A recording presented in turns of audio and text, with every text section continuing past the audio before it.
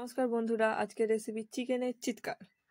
প্রথমে পেঁয়াজ, আদা, রসুনের জামা প্যান্ট খুলে নিলাম এবং টমেটোটাকেও একসাথে ফালি ফালি করে নিলাম এবং চিকেনটাকে নিয়ে যাচ্ছি বিউটি পার্লারে ভালো করে ফেসিয়াল করতে। ফেসিয়াল করা হয়ে গেল, আলুগুলোকে দিয়ে দিলাম গরম কড়াইয়ে ঢেলে। তারপরে আলুর গায়ে যতক্ষণ না পর্যন্ত ফোস্কা পড়ছে ততক্ষণ নেড়ে চেড়ে যাবো। আবার বেশি ফোস্কা ফেললে হবে না, তাই তুলেও নিলাম।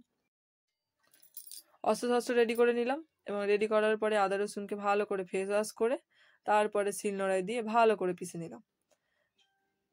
কড়াইয়ের মধ্যে তেল ঢেলে চিনি দিয়ে দিলাম রঙের জন্য এবং এরপরেই আমি পেঁয়াজগুলোকে যুদ্ধে সামিল করে দিলাম। আমিও খুন্তি নিয়ে লেগে পড়লাম।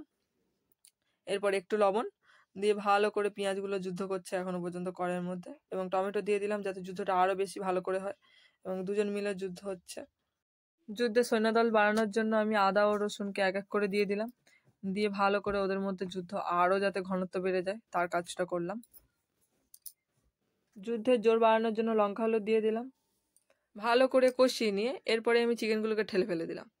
যেই না চিকেনগুলোকে দিলাম, বাবা ওরা তো প্রচুর চিৎকার চেঁচামেচি শুরু করে দিল এবং তার জন্য আমিও খুন্তি নিয়ে দিলাম ওদেরকে খুঁচে একদম। সহ্য না করতে পেরে ঢাকা লাগিয়ে দিলাম এবং তারপরে মনটা আবার খারাপ হচ্ছিল তাই খুলে দেখে নিলাম, তাও তখন অল্প অল্প চিৎকার করছে। ওদের মনোবল বাড়ানোর জন্য আমি ফোস্কা পড়া আলুগুলোকে দিয়ে দিলাম, দিয়ে ওদের সাথেই যুদ্ধ করতে দিলাম। তারপরে ওরা অনেকক্ষণ দিয়ে যুদ্ধ করছিল, শান্ত করানোর জন্য আমি জল ঢেলে দিলাম।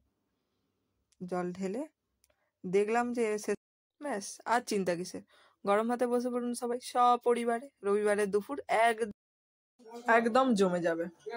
একবার ট্রাই করে দেখবেন।